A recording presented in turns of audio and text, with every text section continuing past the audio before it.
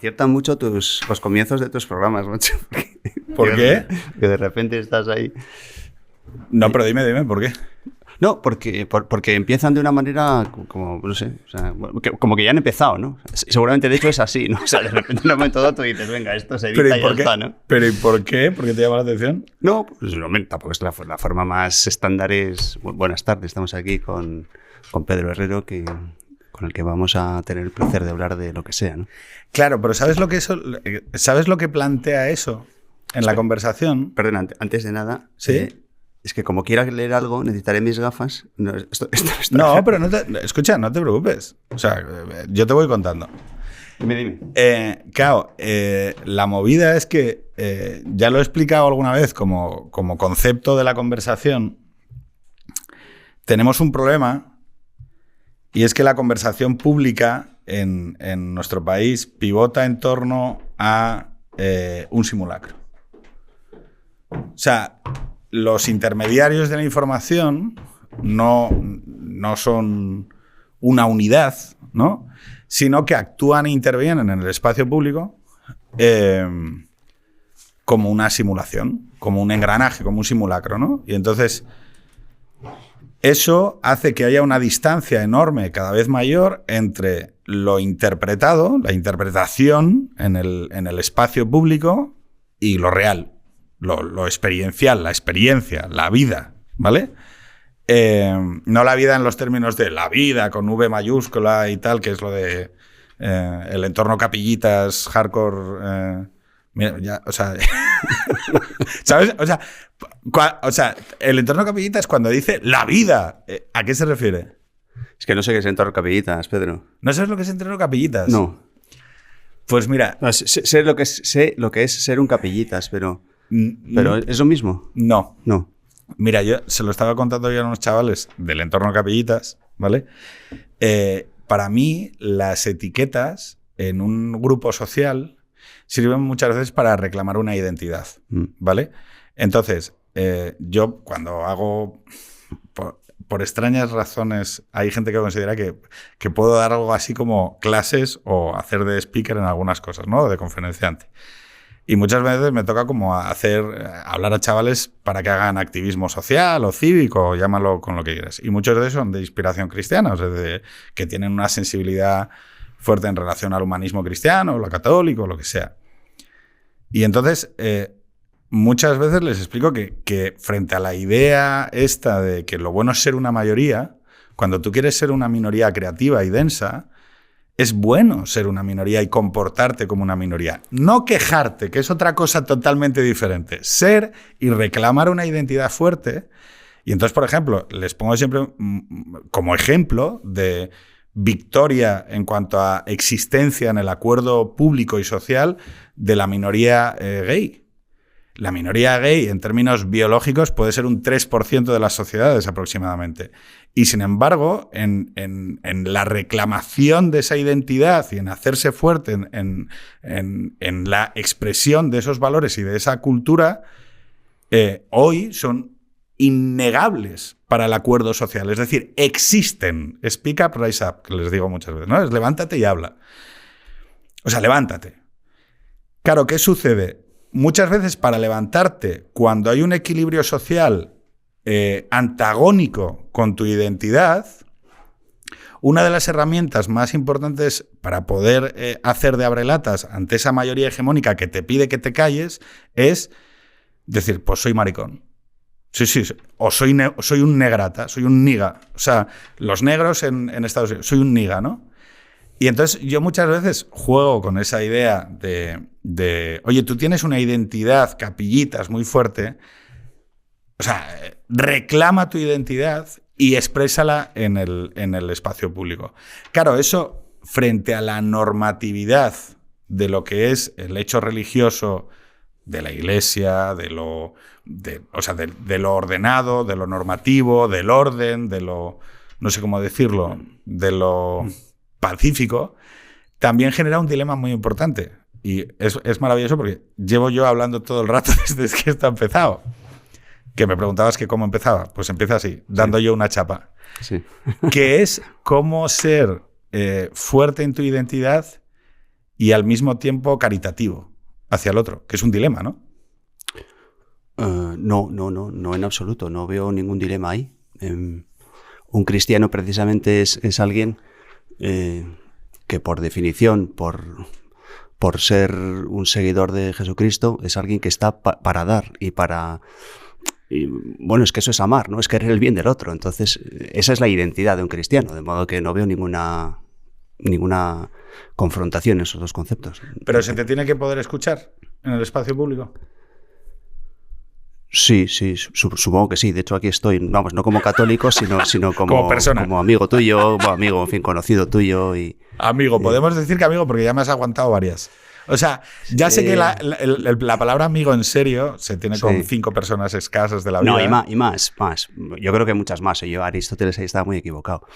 Pero con muchas más que 5. Pero, caray, Pedro, nos hemos conocido hace muy poco. Entonces, yo creo que seremos amigos, pero de momento...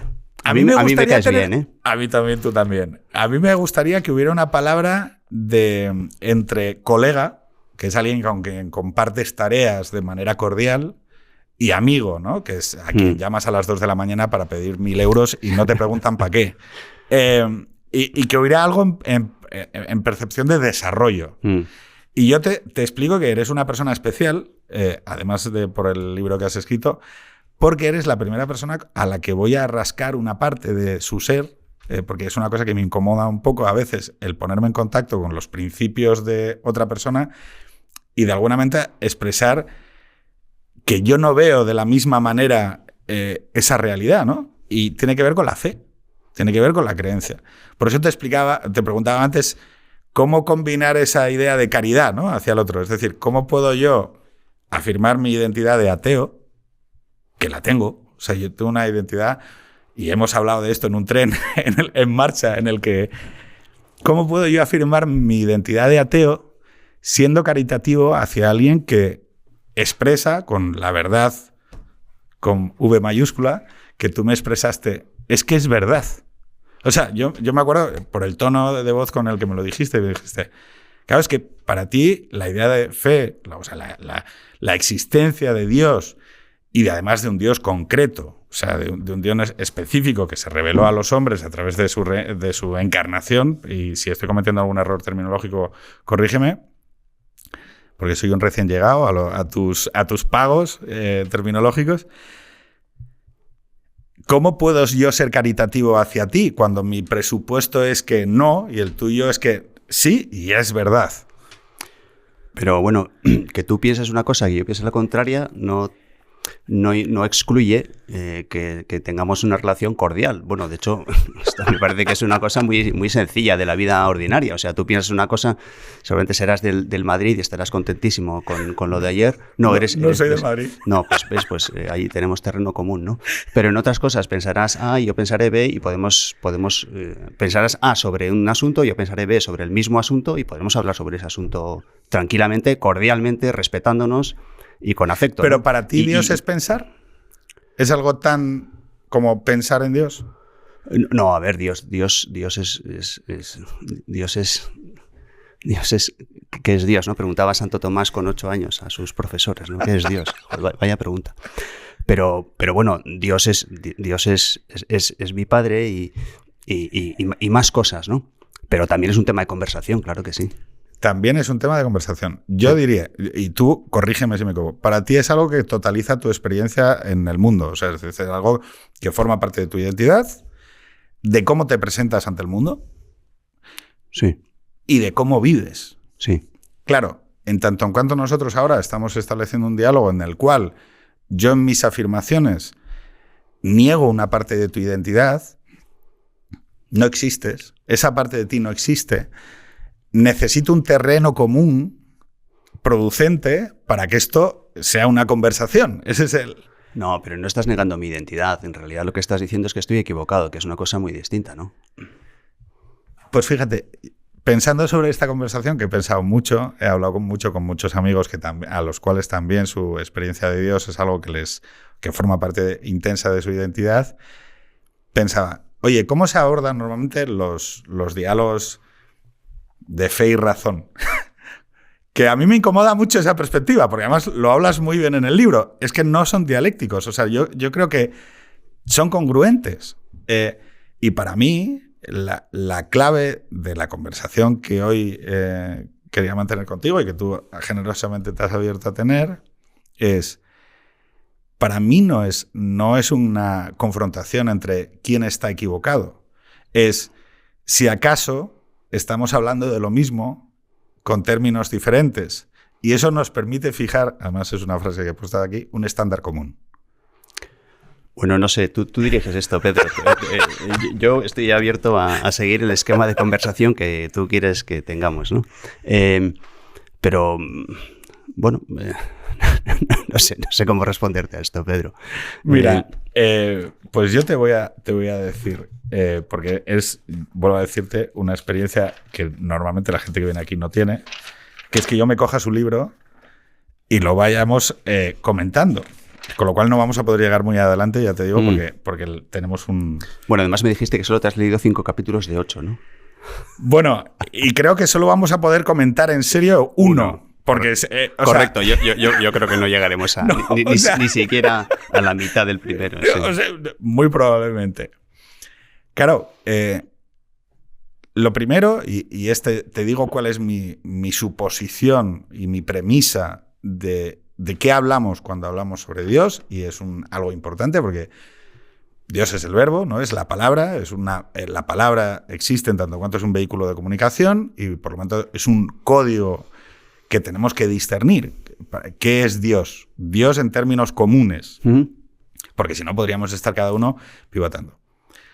Para mí, cuando hablamos de Dios, en términos de la cultura que compartimos y en términos de la cultura que surge en la orilla norte del Mediterráneo, que alcanza un carácter de civilización, es decir, un carácter cultural permanente que permite asentar a lo largo de la tradición y de la historia una serie de comportamientos y conversaciones y teorías que van asentándose alrededor de los modelos de vida buenos. Cuando hablamos de Dios, es la manera que tenemos a lo largo de la historia de desarrollar una conversación alrededor de los modelos de vida buenos que nacen en esas conversaciones de Atenas. Vamos a ver. Yo es que has soltado una filípica ahí sobre qué es Dios. Es que Dios en realidad no es qué, sino quién, ¿no? O sea, Dios es alguien. Y a mí me gusta explicar quién es Dios de acuerdo con 2 nombres, porque los alguienes tienen nombres. Y entonces Dios se revela con 2 nombres, uno en el Antiguo Testamento y uno en el Nuevo. Y esos 2 nombres son, el primero es el que le revela a Moisés en el Sinaí, ¿no? Sí. Entonces, Moisés lo que ve es una zarza ardiendo que arde pero no se consume y se acerca, porque eso es una cosa increíble, claro, porque las zarzas cuando arden se consumen, esta no. Y le pregunta, porque Dios le da una misión, ¿no? Por cierto, asunto interesantísimo. En toda la Escritura no hay nadie que tenga un encuentro con Dios que a raíz de ese encuentro no tenga una misión. Y entonces Moisés tiene un encuentro con Dios, Dios le da la misión esta de liberar a su pueblo, tal. Y cuando me acerque a los israelitas y les diga quién eres, ¿qué les digo? ¿Cuál es tu nombre? Y Dios revela un primer nombre, su primer nombre, que es, en realidad es casi impronunciable, ¿no? Es el tetragrama hebreo, Yahweh, ¿no? Yahvé. Que significa yo soy. Y esa es una identidad y un nombre muy importante para Dios. De hecho, para los hebreos solamente lo podían pronunciar una vez al año una persona, que era el sumo sacerdote, en el Sancta Sanctorum del templo, el día del Yom Kippur, de la purificación, el sumo sacerdote pronunciaba el nombre de Yahvé en el Sancta Sanctorum. Entonces, Yahvé significa yo soy, ¿no? Y eso es muy importante porque es la identidad, yo diría que filosófica de Dios, ¿no? Dios según los filósofos, según Aristóteles... Claro, es que, claro, la idea de Dios, el Dios de los filósofos, que describes bien como causa y causada, impersonal. No, impersonal no. Claro, ahí está. Claro, ahí me vas a encontrar enfrente siempre, Pedro. Ahí es donde vamos a... Claro. ¿Cuál es el elemento central? Soy el que soy, ¿no? Es decir, yo soy el que soy y además no soy una cosa más entre otras, sino que soy pero al mismo tiempo soy una identidad o soy una persona o no, tú lo definirás con mucha mayor exactitud y claridad, ¿no? Hay un momento en ese diálogo en el que, claro, entramos a hablar de otra identidad, que es de la que hablabas tú, que es la encarnación de Dios en Cristo. Uh-huh. Claro, para mí es esas raíces judías que se van expresando a través de la tradición y que acaban culminando en el Dios cristiano, son perfectamente son comprensibles y razonables en su desarrollo. No sé si me explico. Perfectamente. Si ese desarrollo lo entendemos, y esta es mi postura, como un desarrollo relativo a la idea de la manera de vivir. O sea, sabes que vamos a llegar a Kant y a los cuatro... Estás en Kant. No es que vamos a llegar, es que estás en Kant. Claro, no, pero, o sea, quiero decir... Claro, o sea, citas a Feuerbach, a Marx, a Kant y a Sartre. No. Bueno, no, digo como los cuatro... No, a Kant no. Kant, de hecho, es un filósofo completamente cristiano. Sí, lo que pasa es que crea las condiciones de existencia de una ética donde convierte a Dios en irrelevante. Bueno, algo así, ¿no? O sea, es que para Kant la religión es una ética, este es el asunto. Y para Kant y para mucha gente, claro. ¿Qué es el cristianismo? Una forma de comportarse, una moral. Claro, entonces, el tema es, tú vas explicando cómo llegas personalmente a esa experiencia donde no ves eso así, es decir, porque tú retrotraes toda esa visión y das una visión panorámica sobre la existencia de Dios. Pero claro, yo empezaría preguntando, ¿cómo llegas tú a la noción de que... Porque a la noción del Dios como causa incausada es una idea de la razón. O sea, ese Dios ese Dios es un presupuesto de la razón. ¿Debe existir esto? Sí. Claro, la segunda pregunta, ¿acaso le importamos? O sea, la pregunta es... Vamos a ver. Pedro, déjame hablar, no sé, unos 4 minutos y termino sobre esto de los nombres de Dios, que es una cosa muy importante, ¿eh? Uh-huh. Te decía que Dios revela de sí mismo 2 nombres en el Antiguo Testamento. Uno es Yahvé, sí, en la Biblia. Uno es en el Antiguo Testamento Yahvé, ¿no? Yo soy. Y eso es un nombre muy importante porque esa es la identidad de Dios. Dios es ser. Sí. Y las criaturas somos ser sin ser el ser. Y esto, que parece un juego de palabras y un rollo muy filosófico, es una cosa sumamente importante porque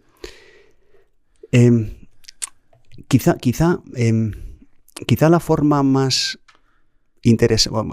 fácil de comprender qué es Dios, porque nosotros no somos capaces de pensar en el no ser. O sea, dice, Dios es el ser y nosotros participamos del ser, ¿vale? Y eso es ser criatura, ¿vale? Pero como nosotros no sabemos pensar en el no ser, pero sí sabemos pensar en la no vida, ¿no? Porque conocemos un perro que está vivo y luego está muerto y ya no tiene vida. Entonces, no es que Dios esté vivo o como tú y yo estamos vivos, sino que Dios no es que esté vivo, es que es la vida, ¿no? Uh-huh. Entonces, análogamente Dios es el ser. Y eso significa... Lo dice, Dios es como Dios es como la luz que permite el color, ¿no? Uh-huh. Entonces, como es el ser, es el ipsum esse, dice Santo Tomás, ¿no? El acto de ser puro, dice Aristóteles. Dios es el ser. Entonces, eso excluye cualquier otro ser de la creación, que es la forma de pensar en Dios que tiene todo el mundo. Dios es el sumo ser. Es un ser el más excelso, el más Bueno, eso es lo que no es Dios. Dios no es el sumo ser, Dios es el ser. Porque si Dios fuera el sumo ser, Dios sería un ser más de la creación y como siempre sucede en los seres de la creación, hay una especie de confrontación. Y eso es lo que no es Dios. Dios es el ser. Y por lo tanto yo puedo tener una relación con Dios según la cual no hay ningún antagonismo. Hay un libro muy importante en la historia de la teología, que es de San Ireneo de León, del tipo del siglo II, cuya idea central es esta: la gloria de Dios es el hombre lleno de vida, ¿no? Entonces, la mayoría de la gente, incluso muchos cristianos, tienen una relación de Dios con Dios prometeica, ¿no? Como Prometeo. Le tengo que robar el fuego de los dioses para dárselo a los hombres porque hay una confrontación. Si más Dios, menos yo. Y si más yo, menos Dios. Y eso es un juego de suma cero. Y esto es lo que quiero transmitirte. O sea, que Dios sea Yahvé, que Dios sea el ser, significa que no hay ningún antagonismo entre que Dios no es un competidor con el hombre, por su felicidad. Claro, ¿sí? pero para mí... Y esto me parece que es una idea importantísima. Claro, esto ya estaría en cuando Dios se comunica, ¿no? O sea, pero para mí estamos todavía en un paso previo, ¿no? Es porque más bien el ser y no la nada, ¿vale? Y yo entiendo que la respuesta a por qué más bien el ser y no la nada, pues es razonable pensar que debe existir esa causa incausada, es razonable pensar que... Ahora, la duda que a mí me surge es, le importamos. Ahí entraríamos en las siguientes, las sucesivas.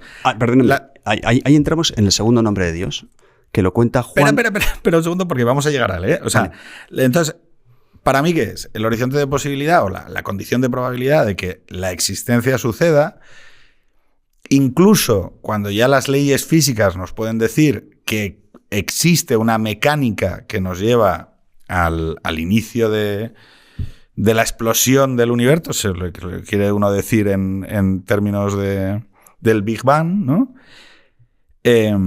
Pero aún así sigue necesitándose una respuesta a por qué más bien el ser y no la nada. Y entonces ahí entraríamos en el terreno común de decir, oye, pues esto lo podemos denominar, y lo hemos denominado a lo largo de la historia y como tradición, como si esto fuese un algoritmo, ¿no? Si la humanidad fuese un algoritmo, la manera de aprender sobre esta cuestión de una manera ordenada y que permita un diálogo común, un estándar común, es Dios. Porque era quien arrojaba esas respuestas. La diferencia entre el Dios de los filósofos y la siguiente es el orden. ¿Por qué la existencia está ordenada, ¿no? Es decir, que es la otra parte de la que tú hablas. Es decir, hay diferentes vías de acceso, el orden, la belleza, el afecto, el entendimiento, ¿no? Sí, o sea, los trascendentales, ¿no? Hablas de las vías de Santo Tomás. Claro, ahí donde entraría yo en la intención de entender en un terreno de lo común, que luego tú lo citas a Feuerbach, como, bueno, es que esto también se puede percibir como creación de los hombres. Es decir, esa búsqueda de orden, que la existencia tenga un propósito, en términos nietzscheanos, que exista algo en este mundo que merezca la pena ser querido, ¿no? Se puede entender también como una creación de los hombres. Buena, no mala. O sea, no por mala, sino por buena. No sé si me estoy... Sí. Es decir... O sea, buscamos sentido, claro, buscamos sentido. Claro, entonces... Es una cosa que buscamos todos. Tú hablas de esa búsqueda de orden, de esa búsqueda de trascendencia, ¿no? De esa búsqueda de bien, y yo pienso, claro, pero es que esa manera de ordenar el diálogo y de adjudicárselo a una categoría que llamemos Dios, es también una buena manera de ordenar ese debate sobre la moral y sobre los modelos de vida buenos. Pero tú ahí dirías no. Sí, digo no, claro, porque creo que es un ejemplo que pongo en el libro. Me parece que está en el libro. Porque preparando esta conversación lo he releído, pero tiene muchas páginas para leerlo entero con detalle. Lo confieso. Pero Pero hay una cosa que creo que pongo este ejemplo, ¿no? Respecto del orden, ¿no? O sea, el mundo es inteligible. El mundo es inteligible. Si no, no podría ser ninguna ciencia, por ejemplo, ¿no? O sea, es un presupuesto de que parte cualquier científico, cualquiera que piense que hay una realidad y que esa realidad es comprensible. Y si es comprensible es porque tiene un orden. El orden puede surgir por el caos o puede surgir porque hay una mente que ordena las cosas. Y el ejemplo que pongo es, nadie busca el orden en la sala de juegos de un niño. Eso es la biblioteca de un sabio. Pero sí en la biblioteca de un sabio, ¿no? Se ve que lo he puesto. Entonces, pues efectivamente, pues el orden del universo revela, y ese es el argumento de la cognoscibilidad del universo, y es que tiene que haber un sabio que ha ordenado esto, con criterio, con logos, ¿no? Pero y no podemos... O sea, que porque la otra alternativa es que se ha ordenado por azar, ¿no? No, que lo hemos ordenado nosotros. Que nosotros hemos apostado porque exista un orden, hemos apostado, perdón, es que parece que lo vulgarizo, ¿no? Hemos decidido vivir en un mundo donde exista un orden, y donde exista un bien, y donde exista belleza. Y por lo tanto, nosotros proyectamos, a imagen y semejanza de Dios, eso en el mundo. Que digo que no es una cosa muy innovadora lo que digo, o sea, que no es que me esté sacando de la manga una cosa muy, muy extraña, ¿no? Nosotros creamos a Dios. Es decir, para mí, o sea, y le creamos con esas condiciones que proyectamos y que en la cual aspiramos, ¿no? a encontrarnos con Él. ¿Con quién nos aspiramos a encontrar? Pues con una versión muy mejorada de nosotros mismos, con un universo ordenado, con una idea de bien, y frente a la idea de, no, esto que exista es malo, yo parto de la premisa de, no, que exista es bueno. O sea, no sé si me explico. Me parece producente como Kant, ¿no? Me parece positivo. Para la moral y el orden de la sociedad. Y a ti te parecerá terrible porque reduce una cosa... Terrible no, pero empobrecedor. Y además frustrante. Porque tú vas a buscar el orden y la felicidad y cualquiera de las cosas en las que la plantees en este mundo como que te va a satisfacer, y lo que creo que te vas a encontrar, Pedro, es que no lo vas a encontrar. Una frase que... Bueno, lo dices en el libro. Exacto, ¿no? Pero una frase que resume la antropología en la que un cristiano piensa, y es uno de los cristianos más listos de la historia, es San Agustín. Y la primera línea del capítulo la primera línea de su biografía, que son las confesiones, dice esto, ¿no? Nos hiciste, Señor, para ti, y nuestro corazón está inquieto hasta que descansa en ti, ¿no? Uh-huh. Entonces vas a estar inquieto, vas a estar... O sea, la beatitud. Exacto, ¿no? Todo te va a parecer bien, pero durante poco tiempo, y vas a aspirar a más. Y cuando consigas eso que aspiras de más, vas a ver que de nuevo tampoco te satisface, y así vas a estar siempre, ¿no? La riqueza, el honor, el poder y el placer. Uh-huh. Yo, como tuve una experiencia joven con el placer bastante intensa, entendido no como el placer de la música o el arte o la cultura. Por cierto, el arte y la cultura, la búsqueda de vehículos intersubjetivos que comuniquen la belleza entre dos identidades, la música, por ejemplo, como elemento universal del ritmo, ¿no? Claro, para mí es un hecho sobre el que he reflexionado mucho, que es esa especie de vaciamiento que le suceden a las cosas, ¿no? El placer, el poder, el dinero, este tipo de cuestiones que uno cuando es joven normalmente piensa, bueno, aquí voy a descansar. Me parece una reflexión muy acertada. Es más, se lo explico a chavales jóvenes, pero no desde la perspectiva de la fe, sino desde la perspectiva... Pero fíjate, para mí, o sea, el descanso del que tú hablas, yo lo he encontrado en mis hijos.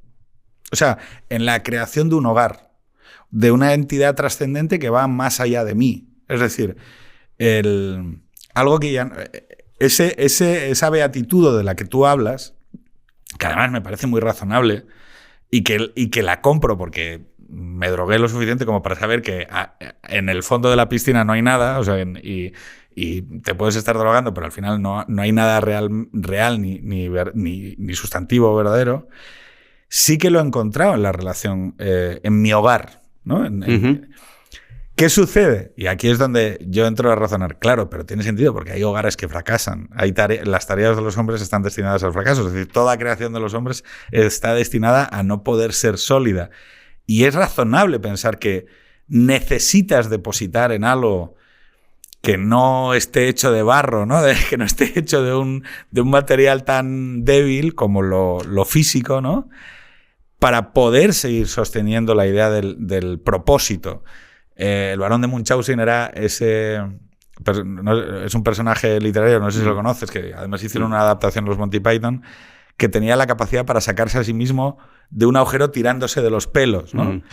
Entonces, para mí el gran reto al que Dios, la fe, le pone una absoluta razonabilidad y absoluta salida y exitosa, con sus crisis y sus problemas razonables que los creyentes afrontan, es el hecho de decir, oye, esto funciona, esto es válido. Tú dirás, no, pero además es verdad. Y entonces, ahí, ya, pero bueno, yo me quedo en la parte de que funciona. ¿Por qué? Porque veo que a efectos sociales, humanos, individuales y personales, es algo que tiene un impacto positivo. Y yo estoy llevando a mis hijos a religión. Soy ateo. Soy ateo. Bueno, eso lo hemos hablado más veces. Yo creo, vamos, de tu ateísmo me río yo un poco, la verdad. Bueno, tuvimos una pequeña discusión porque tú me decías, tú no eres materialista. ¿Por qué? No te veo nada materialista, ¿no? No te veo un tío materialista. Y repito, no sé si esto estará en la grabación final, edición final del programa, pero que lo hemos discutido al comienzo de la conversación. Nos conocimos relativamente poco, entonces yo no sé cómo es, pero no, las 4 veces que he hablado contigo no me parece un tipo ateo ni materialista, la verdad. Pero ¿y cómo diferencias una cosa de la otra?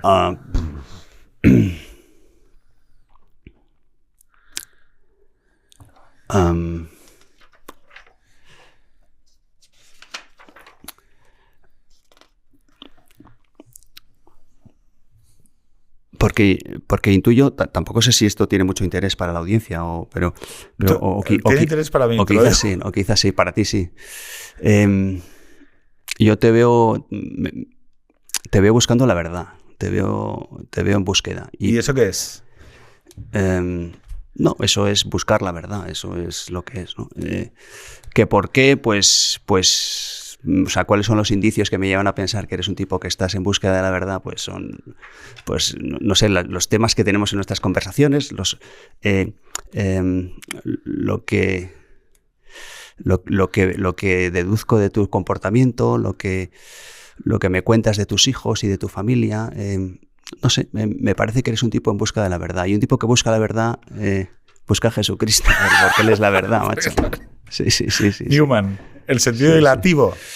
El sentido ilativo de Newman. Sí, bueno, total, que esta es el... Bueno, en fin, estamos... Pedro, que yo me disperso y tú más. Entonces... Dios es el fundamento último de la moral, dice Juan Pablo II. Sí. Y entonces retrotraigo el argumento a... Esta es una frase tuya que me ha gustado mucho, es la discusión no sobre la ley, sino sobre si es aplicable al caso concreto. Discutir sobre asuntos morales implica asumir un estándar común. Sí. Discutir sobre asuntos morales implica asumir un estándar común. Para mí, el estándar común es Dios. ¿Cómo entro yo en diálogo intersubjetivamente? Si no he entendido mal la frase, que aunque sea mía, no.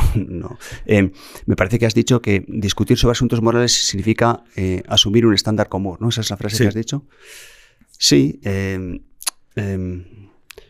Yo creo que dos personas no discuten sobre asuntos morales si no asumen que hay una moral común, ¿no? O sea, tú no puedes discutir con tu mujer quién va a cuidar a los no sé, o con tus hermanos o lo que sea, ¿no?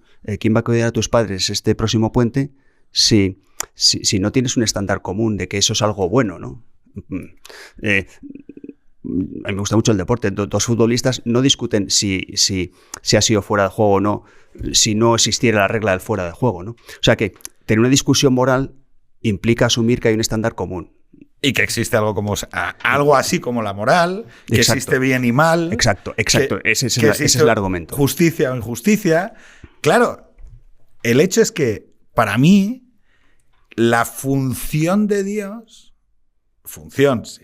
si es que yo lo construyo al revés, en los mismos términos, pero como al servicio de, es poder articular esa conversación en relación al horizonte de posibilidad de la existencia de la humanidad, como Marcus Aurelius habla de una autoimagen, ¿no? Es decir, todos tenemos como animales, el animal humano es el único que tiene la condición de posibilidad de vivir a la luz de una autoimagen.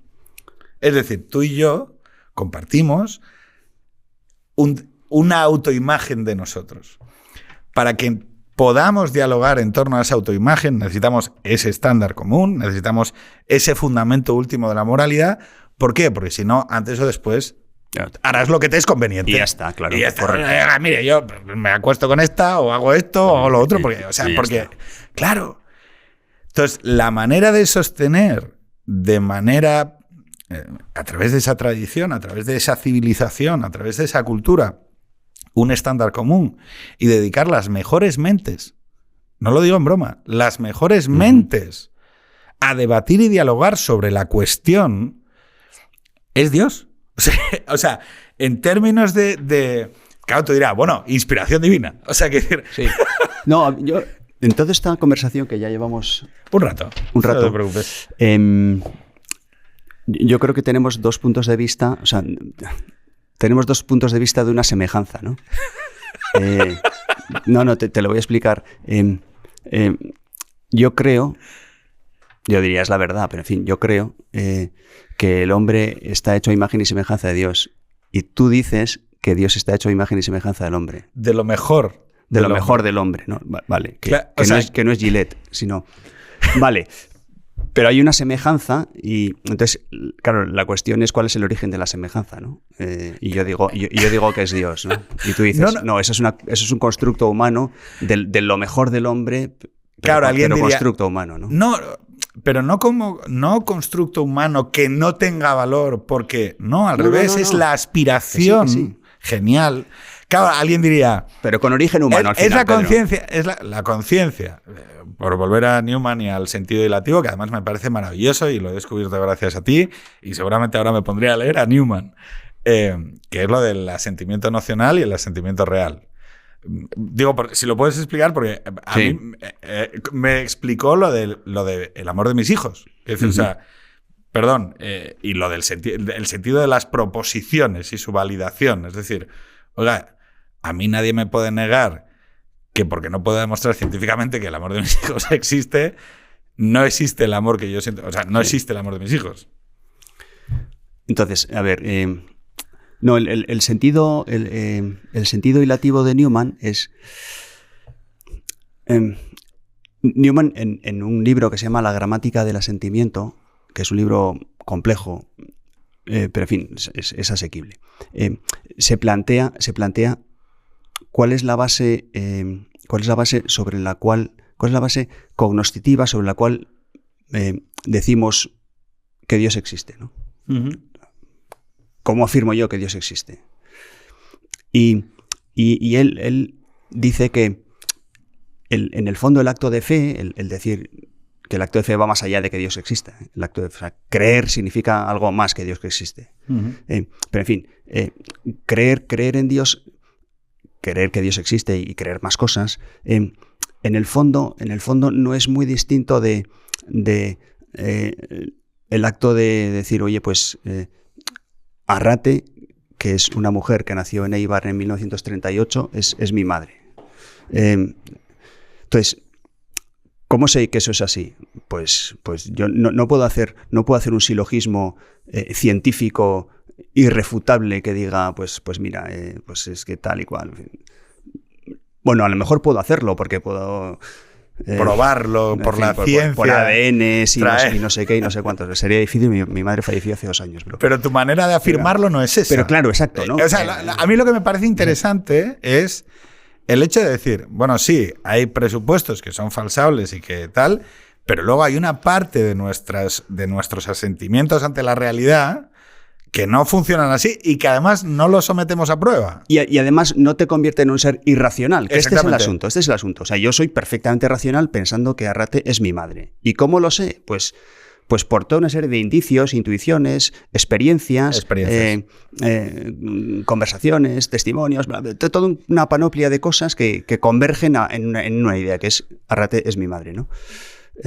Y eso me lleva a darle un asentimiento a esa verdad. Perfecto. Y ese sentido hilativo, que es el que une todas esas experiencias, intuiciones, conversaciones, testimonios, bla, bla, bla, ese sentido hilativo que llama Newman, sí.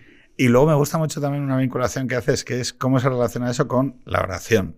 Es decir, si no entiendo mal, claro, tú date cuenta que yo toda la parte de rito que es orar, que es ir a misa, que es tal, claro, la paso a mis modelos de vida buenos. Es decir, es bueno que tú te encuentres, es bueno que entres en un momento de... Es bueno que tú afirmes mediante un acto de renuncia, es bueno que tú reordenes la jerarquía de... No tengo tiempo. No, tienes tiempo para ir a misa. O sea, claro, en la mayor parte de la psicología contemporánea, si yo la observo como paciente que he sido de terapia, veo perfectamente los vínculos que hay entre la psicología y el tratamiento terapéutico psicológico y los comportamientos del rito de la religión católica o cristiana y también del budismo, del confucianismo, o sea, del hinduismo. Es decir, hay muchos elementos comunes. Claro, tú dirás, bueno, no, es al revés. ¿De dónde nace cuál es el origen, no? Pero es decir, oye, no, es que tú pararte en una semana o orar, pasar de un tipo de asentimiento a otro. Es decir, a una afirmación sobre lo real, ¿no? Claro, cuando yo hablo con amigos con fe, muchos de ellos, la manera en que hemos tenido de traducir lo que es para ellos la fe, es lo que me dicen, lo que tú sientes por tus hijos. Tú no tienes manera de comprobar, o sea, no puedes comprobar que Carmen te quiere. Oye, ¿qué es tener la certeza, el asentimiento de que Dios existe? O sea, cuando tú dices, es verdad, tú no estás subsumido en una tontería irracional, estás haciendo un asentimiento semejante, especular, que en base a nuestra experiencia es muy semejante a la afirmación que yo hago de Carmen me quiere. Pues mira, me gusta mucho que traigas este ejemplo porque va exactamente en esta línea. O sea, uno puede... Has hablado de un epígrafe del libro que se llama... que tiene que ver con los Reyes Magos, ¿no? Sí. Y que tiene que ver con la racionalidad de la fe, ¿no?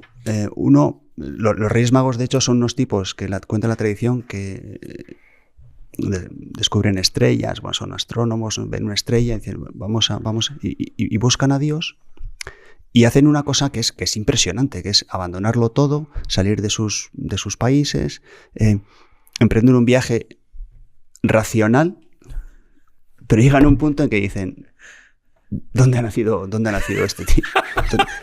¿Y quién se lo dice? Se lo dice Herodes, pero ¿a quién pregunta Herodes? A la revelación, ¿no? A la revelación. Pues el Mesías nacerá en Belén de Judá. Vale.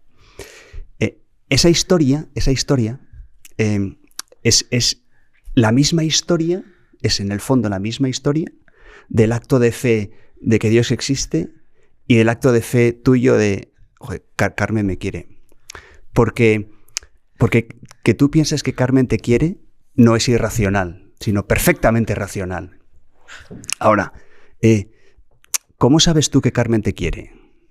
O sea, cuando te enamoraste de Carmen y Carmen es mi hija, ¿eh? O sea, claro.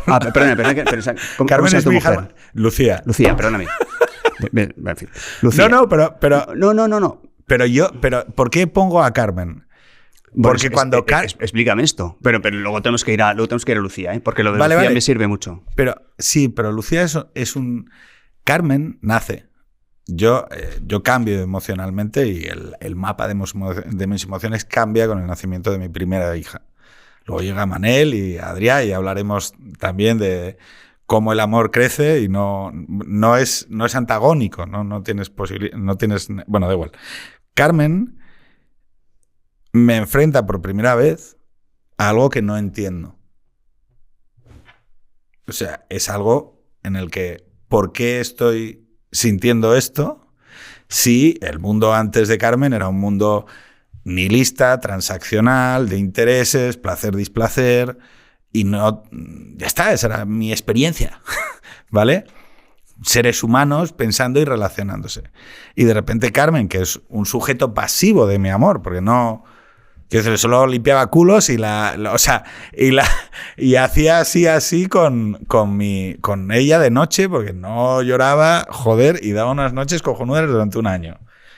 Y venga, y para adelante y para atrás, y no sé qué y tal. ¿Y por eso bailas bien? No, el ritmo... Era antes. El ritmo es de antes. Pero claro, esa experiencia es la que transforma mi manera de ver la realidad y me permite afirmar que sí existe... Antes de vivir yo esa experiencia unidireccional, sí bidireccional, yo decía, bueno, y luego Carmen me quiere, más como padre, quiero decir. Claro, entonces ahí es donde yo puedo encontrar una experiencia semejante, un sentido hilativo, que me puede llevar de, vale, ¿qué es la fe? O sea, entender o ponerme en vuestro lugar a efectos de entender esa relación, esa experiencia personal con Dios, que igual yo no es semejante, ¿no? Pero esa confianza, ¿no? En que estoy queriendo a Carmen y hay una relación de amor, es la que puedo entender proyectada en lo que vosotros entendéis como esa confianza en el amor de Dios, que para mí es el gran salto de fe. O sea, el gran salto de fe, que volvemos al principio, era el Dios de los filósofos, causa incausada. Oye, hasta ahí, razonable, llamamos tal. No, colega, espera, que tiene una relación personal contigo. Y no solo eso, sino que hay una voz de la conciencia que no es un desarrollo de la inteligencia, sino que te habla. Claro, ese salto, ese es el salto que yo me esfuerzo. Sois personas inteligentes, súper razonables, absolutamente lógicas. ¿Cómo es ese salto? ¿Sabes? Y entonces necesito buscar algo en mi experiencia que me permita decir, esto es así más o menos. Pues sí, yo creo que me parece que es la mejor forma de explicar cómo es Dios, ¿no? Es más fácil de explicar cómo es Dios a uno que es padre que a uno que no lo es. Sí. Creo que es así, ¿no? Pero volviendo, déjame retomar un asunto que nos ha quedado pendiente de los dos nombres de Dios, ¿no? El primero era Yahvé, que es el Dios, el ser, el acto de ser puro, etcétera, ¿no? El segundo nombre de Dios está recogido en una carta que escribe San Juan, la primera de las cartas de San Juan, capítulo 4, versículo 8. Ahí dice Juan una cosa que es el resumen de toda la Biblia en 3 palabras. Y dice, Dios es, y ese es el otro nombre de Dios, Dios es amor. Ese es el otro nombre de Dios. Claro, el amor es una cosa que un padre entiende bien o entiende mejor que otros. Que Dios es, porque amar es querer el bien de otro por sí mismo. Que también lo dijo Aristóteles, ¿no? Quiero decir... Sí. Lo cual es alucinante porque, fíjate... considerar el bien del otro tu bien. Que exista la palabra agape en griego, que eso es lo que Dios es agape, dice San Juan, ¿no? Que exista la palabra en griego 5 siglos antes de Jesucristo significa que existe el concepto. O sea, existe metido en la entraña del hombre la capacidad de querer a otro por sí mismo, independientemente de lo bueno que eso sea para ti, ¿no? Y eso es Dios, ¿no? Y ese es el otro nombre de Dios. Entonces, ¿cómo es el salto de un Dios en el que yo puedo pensar en términos racionales a un Dios que es amor, ¿no? Que es amor. Que le importa a José Luis. Exacto. No, José Luis, que me importa. Sí. No solo que me importas, macho, sino que me importas tanto que estoy dispuesto a hacer lo más bestia que ha hecho criatura, que ha hecho persona alguna en la historia, que es morir por alguien, ¿no? ¿Cómo es ese salto, no? Y ese salto tiene tiene la racionalidad, pero tiene eso que llaman en inglés fall in love, que es caer, y eso no es nada irracional. Y por eso quería tratar tu asunto con Lucía, no con Carmen, con Lucía. Cuando tú te enamoras de Lucía, que no sé cómo sería, porque nunca hemos hablado de esto, pero... Confuso, casi todo. No, sería confuso. Pero en mi vida. En tu confusión de entonces, imagino que buscarías saber, decías, mira, esta chiquita me gusta, tal, y me imagino que buscarías cosas de ella, tal, y preguntarías a sus amistades, y tendrías tu proceso intelectual, ¿no? Más o menos intelectual, al final, a lo mejor lo tuyo no fue por... Pero, en fin, te puedes imaginar esta historia. Un proceso. Un discernimiento. Un discernimiento. Pero que mientras está en ti, pues no puede llegar, llega, avanza, pero llega hasta un punto en el que no puede avanzar más. Uh-huh. Y para avanzar más necesitas la revelación. Es decir, necesitas que Lucía te diga esto y esto. Esto está en mi interior. Yo soy así. Te diría cosas de tu interior a las que tú jamás habrías llegado por tu cuenta y por tu poder deductivo, por muy listo que seas. Eso es la fe y eso es la revelación. La revelación, de hecho, yo creo que la mejor... Hay un teólogo que se llama Paul Tillich que dice que la fe es uno de los conceptos peor explicados de la teología. Y yo creo que tiene mucha razón. Yo es que me pasa una cosa, y digo, he hablado mucho con hard users de la fe, intentando comprender sensorialmente, experiencialmente, qué significa a efectos de cómo se vive. ¿Por qué? Porque muchas veces el creyente lo que hace es afirmarlo. Lo afirma. Lo afirma porque forma parte de esa necesidad de afirmar una certeza que conozco, pero para lo cual no tengo un mecanismo como la proposición científica, como el postulado científico, ¿no? Entonces necesito afirmarlo. Por eso normalmente los conversos son mucho más turras, o los revelados, ¿no? Es decir, la gente que sufre una revelación es infinitamente más pesada con su fe porque es como... Joder, es como evidente. Joder, yo he visto esto, ¿por qué coño la gente no lo ve, no? Uh-huh. En mi caso, que yo puedo haber tenido una revelación con la familia, ¿vale?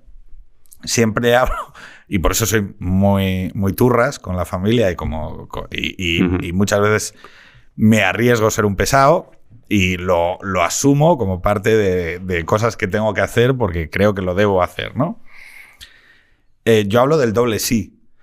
En las relaciones, de las que has hablado tú, de ese proceso de discernimiento, para mí lo real es que normalmente hay un primer sí que se produce conociendo pues 2/4 partes de las condiciones del contrato. No sé si me explico quién es el otro y quién eres tú, que eso es... Que también aquí hay mucho que hablar de, bueno, sí, o sea, quién es el otro es una parte, pero quién eres tú y cuáles son tus mierdas. Claro, esa es la primera parte del sí, ¿no? Siempre cuento lo mismo de toda la gente que te rodea. A tus padres no los eliges, de tu primer círculo de adscripción a tus padres no los eliges, a tus hijos no los eliges, son relaciones dadas, y la única persona a la que escoges para pasar toda tu vida hipotéticamente juntos es a tu pareja. Pensar que ese proceso es pacífico o que se resuelve de una manera kumbaya. ¡Qué bien, qué cómodo todo! Oye, qué fácil es. Me parece una gilipollez del mundo contemporáneo cuando digo, oye, a ver, tú lo que necesitas tener contigo es una persona que tenga un determinado carácter moral, no... Porque lo que vais a hacer es subir juntos el K2. O sea, quiero decir, la vida va de superar dificultades y lo que necesitas tener contigo es alguien que resuene en tus mismas coordenadas y que tenga tu mismo carácter moral, porque va a llegar un momento que vais a llegar a situaciones que os van a retar en lo moral, ¿no? Y entonces ahí es donde aparece el doble sí. Es decir, vale, ya hemos ya hemos desplegado todas las condiciones del contrato, ya veo lo que es, ¿no? Y ahí sí que yo entiendo que hay una dimensión de lo trascendente que juega un papel importante. Es decir, y que por ejemplo, en mi vida o en mi experiencia ha tenido un impacto real, que es decir, es que esto ya no depende de mí. O sea, no sé si me explico, es que yo ya no decido. O sea, en este doble sí, lo que puedo es asentir, pero no, en realidad no es una decisión. O sea, yo no me puedo cargar esto. No sé si me explico. Sí. Ya no está en mi mano. Sí. Porque hemos construido un hogar, una catedral, que va más allá de mí. Y que, por lo tanto, ¿qué me parecen a mí las cosas? Es como hablar de la Catedral de Notre Dame, ¿no? Oye, ¿y qué te parece? No sé si mi criterio ante esto tiene algún tipo de... Pues sí, formará parte de ello, ¿no? Pero ya va más allá de ti. Esa noción sobre lo trascendente y la creación de algo que va más allá de ti y que por lo tanto somete tu voluntad, tus pasiones. No sé si me explico. O sea, tu momento neurótico puntual. Está siendo un poco contradictorio, porque fíjate. Claro que, sí, inspiración divina. No, es que es verdad, dices. A ver si rescato si pudiéramos rebobinar esto, ¿verdad? En fin, dime, porque te lo puedo encontrar yo aquí. No, si lo acabas de decir tú. Has dicho que construyes un... Trascendente, una estructura, una catedral. Sí, pero es una expresión algo así como que es una construcción tuya que somete tu voluntad y tus pasiones y tu no sé qué. Eso es totalmente contradictorio, Pedro. ¿Por qué? Porque estás construyendo algo, por lo tanto, ese algo es fruto tuyo, y ese algo somete tus pasiones, tu comportamiento, Lo somete a un criterio de una autoimagen, de un deber ser, de un libre sometimiento. Es decir... Sí, pero un libre sometimiento a ti mismo, en el fondo, o a un producto tuyo, a un constructo tuyo. Esta es la contradicción. ¿Pero por qué? Porque no es a una voluntad de ser algo más que huesos, mucosas y barro. Es decir... Y la certeza, experiencial también, de que cuando se toma esa decisión y se desarrolla ese doble sí, con sus imperfecciones, con su... Eres más feliz. Claro.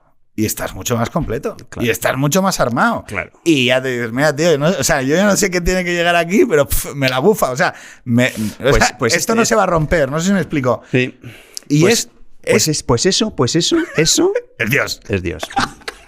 Es eso no, ese que está ahí detrás de tu búsqueda, y por eso te he dicho antes que no eres ateo y me reafirmo una vez más, ¿no? Es que eso que buscas y que intuyes y que sí. Fíjate, hay una cosa maravillosa que me dices, porque yo para mí es una de las cosas que más rechazo de la cultura contemporánea popular atea. Que es como esa especie de desprecio, cuando para mí es absolutamente congruente. O sea, quiero decir, hay una razón congruente, incluso desde la razón, para decir, pero ¿no os dais cuenta? Aquí lo explicas con el diálogo entre Atenas y Jerusalén, ¿no? Uh-huh.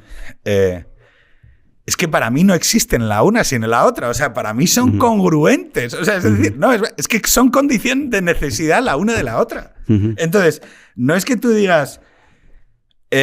por ejemplo, no es que tú digas, no, es que Kant, para poder desarrollar la idea de ética, de religión como ética, no, Kant nace en una familia creyente, es creyente, y para poder desarrollar ese pensamiento necesita creer en Dios. Claro, la idea extraña es pensar que son ideas que antagonizan, que es lo que no entiendo. Es ¿por qué se desarrolla esa visión? Sí. Sobre todo a ver, esa es una idea que dice Tertuliano, y esa es su frase, ¿no? Jerusalén no tiene nada que ver con Atenas, ¿no? O sea, el Dios revelado no tiene nada que ver con el Dios al que uno puede llegar con su razón, ¿no? Dices, Es verdad, ¿cuál es, por qué Tertuliano o Pascal dicen esa frase o están de acuerdo con eso? Que, por cierto, muchísimos creyentes están de acuerdo en el fondo con esa frase. Y cuando piensan en su fe, no piensan en su fe como algo razonable, sino esto es lo que me han dicho, pum, pum, pum, y ya está. O tiene un comportamiento respecto de la fe desde el punto de vista puramente vivencial, sentimentaloide y tal, ¿no? Pero, en fin, ¿por qué Pascal o Tertuliano piensan esto? Hombre, no es totalmente ridículo, porque el Dios que se revela es alguien tan... Igual que Lucía, cuando se revela... Tan concreto. Es tan, dices, wow, esta es Lucía. Y esa Lucía que a ti se te ha revelado porque te ha mostrado su interioridad, sus sentimientos, su mundo interior, dices, wow, es mucho mejor que la Lucía que yo conocía de nuestras amistades y cuando éramos solo amigos, ¿no? Entonces dices, caray, pues ante la Lucía impresionante que se me revela, y si la comparo con la Lucía anterior, joder, pues me quedo con la Lucía que se me revela, claro. Pero dices muy bien, pero es que estas dos cosas no son antagónicas. Y de hecho, si desprecias el dios de Atenas, si desprecias la parte que es razonable de la fe, en el fondo te estás capando para tener un diálogo sobre la religión con gente que no tiene fe, ¿no?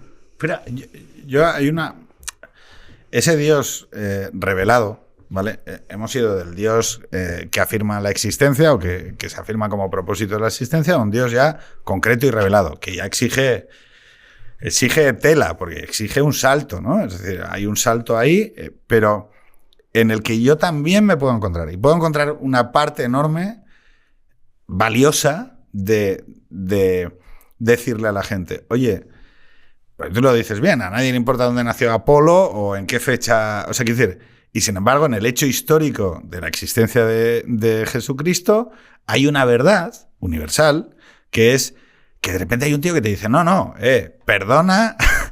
Perdona a la gente que te ha hecho... Y dices, pero tío, o sea, no me jodas, esto es irracional, es ilógico, no tiene no tiene ni puto sentido. O sea, y hay una vida vivida, experiencial, y hay una certeza de un hecho que comunica esa experiencia a lo largo de la historia, en esa tradición colectiva, y donde te dice, hubo un tío que cumplió la autoimagen.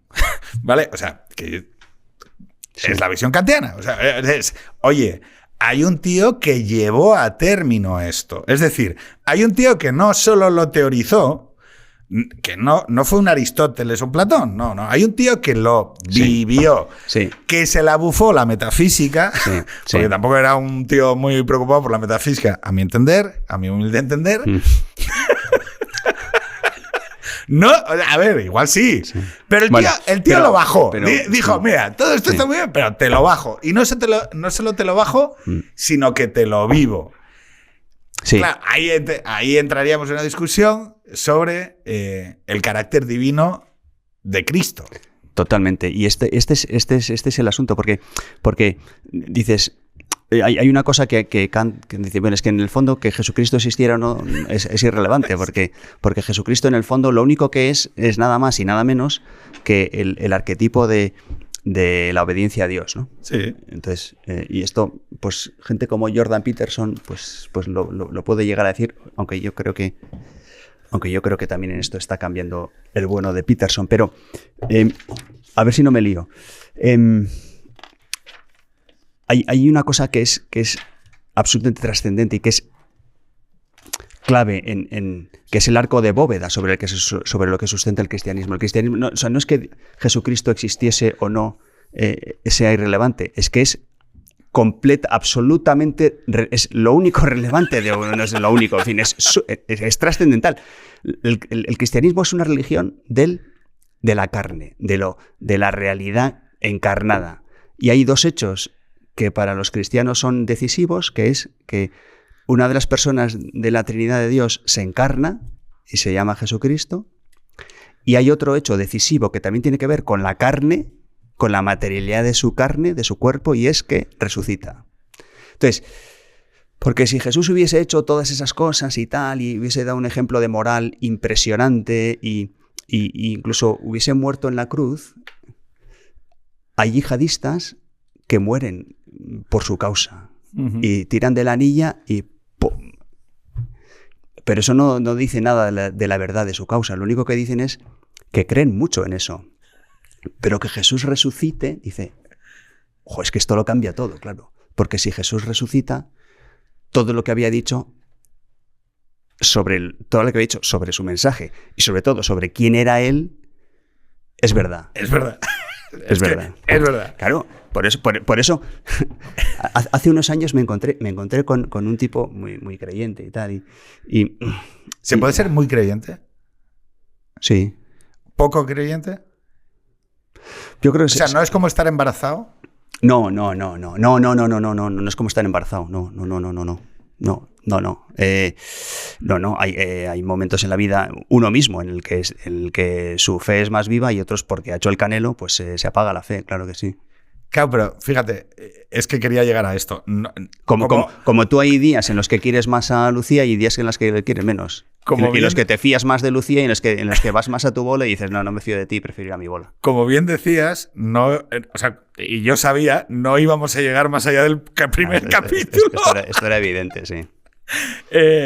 Ya nos están dando el toque por acabar. Llevamos 1 hora y 5 minutos y tenemos que acabar en 4, si no me mata Coba, 5 minutos. Yo voy a recomendar La historia de amor más grande jamás contada, una aproximación al cristianismo, como libro de Javier Aguirre Mayoa. ¿Lo he dicho bien? Más o menos. Bueno, te falta una M, pero es igual. Bueno, da igual. Sí. Pero ahora que estabas diciendo... se puede estar muy o poco creyente, sí, bueno, tal, pero tú hay una cosa que defiendes aquí, que yo aquí sé que te doy la mano totalmente. Yo puedo entender la postura creyente y tú puedes entender la postura atea. Para mí la postura atea y la postura creyente, es decir, como afirmaciones, no tienen por qué ser vistas como dialécticas en cuanto a fines o propósitos, porque los ateos también tienen que entender que necesitamos una conversación sobre lo moral. No ideológica, no política, no basada en el mercado, sino que los ateos necesitaremos un diálogo afirmativo, propositivo, y seguramente seamos mucho más aliados de los creyentes frente a quién. Frente a los nihilistas, frente a los agnósticos. O sea, yo lo que reclamo de esta conversación, que te lo decía en el ascensor, es que para mí la postura hoy no es... ya está, ¿no? La religión ya no oprime el pensamiento, no impide que surja la ciencia moderna, no está haciendo nada en contra de que suceda la libertad. No, o sea, olvídate de eso. El problema que tenemos ahora, compartido los ateos que queremos que exista un desarrollo sobre lo moral en el mundo y los creyentes, no son el problema entre el debate entre la gente que podemos afirmar o no sobre la existencia. El problema es el nihilismo. El problema es... La gente dice... ¿Qué más da? ¿Qué más da? Sí. Y como digo en el libro, efectivamente me parece una postura incomprensible, ¿no? Absolutamente incomprensible. Yo entiendo tu postura de tío que todavía no ha dado con la fe, que estás... ¿Todavía? Que no, digo todavía, es un adverbio bien traído. O de quien ha discernido y pensado sobre esto y piensa que Dios no existe y ya está, esto es pura materia y aquí se acaba todo, ¿no? Pero lo que no puedo entender es quien diga, chico, ¿qué más da? Que Dios exista, que no, porque es que eso lo cambia todo, cambia la vida completamente, claro. Claro, es que para mí lo que sí me he encontrado con absoluta constancia, como una experiencia repetida, es que cuando quiero abrazar un diálogo sobre lo moral, cuando quiero abrazar un diálogo sobre lo que creo que el mundo puede llegar a ser, sobre el mundo que quiero que mis hijos, en el mundo en el que quiero que mis hijos vivan, encuentra mucha mayor simpatía y un diálogo sobre la preocupación de lo que sucede, que me es mucho más cercano en la gente que tiene fe, que en también en gente que no tiene fe, pero que comparte esas preocupaciones. Pero donde me encuentro separado es cuando veo que hay una gran masa de personas que lo que intentan imponer, bien por criterios de poder, bien por criterios ideológicos, bien por criterios de mercado, bien por... Y dicen, no, si esto es lo que... O sea, voy a decirlo porque lo dices aquí. No te engañes. Cuando palmemos, se apagará la luz y se acabó. Así que lo último que te pido, por favor, Javier, es que me cuentes. Oye, Javier, ¿y por qué escribiste este libro? Pues este libro lo escribí porque yo soy profesor de finanzas en el IES y a 5 segundos de comenzar una clase de una empresa brasileña, tal cual, dos participantes en aquel programa llegaban ya para sentarse y cuando pasaban por delante de mí, uno le dijo al otro exactamente esta frase, ¿no? Cuando palmemos se apaga la luz y se acabó, no te engañes, ¿eh? Claro, y me parecía que nosotros tenemos en el IES participantes que cursan sus programas durante 6 meses, 1 año, 2 años, los más largos, y les formamos lo mejor que podemos. Pero yo tenía que hacer algo no solo por aquel chico, sino por mis alumnos, ¿no? Y lo que decidí fue pulsar el botón nuclear de voy a dar un curso de cristianismo a los alumnos, a mis antiguos alumnos que se apunten y que quieran. Y de ese curso nació este libro y esa es la historia de la génesis de este libro, sí. Y esto ha acabado en Extremo Centro, en una conversación de diálogos de fe y razón pasados por la verbena de Paloma. Me están llegando notificaciones. Javier, un placer. Tenemos que acabar. Cuba, no me mates. Hasta la semana que viene.